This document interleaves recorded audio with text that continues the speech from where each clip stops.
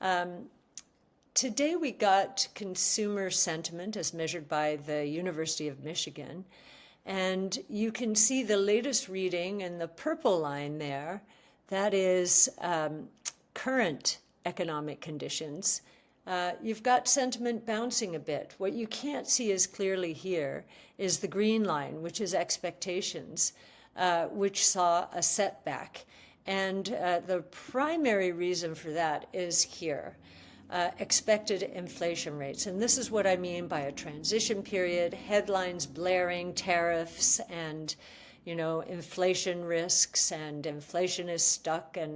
And so we've got the consumer worried. And on both short-term, which is in the purple, short-term inflation expectations, so over the next year, and long-term inflation expectations over the next 3 to 5 years, both of them popped to 3.3%. Now, you can see for short term in the purple there, the downtrend has not been broken. What you can't see as clearly is that 3 to 5 year inflation expectation rate. We have not seen 3.3% on that since 2008. So a very long time. The consumer is a little bit unnerved here. And I think one of the other reasons for it is many prices are still very high. Inflation rate coming down does not mean prices are coming down.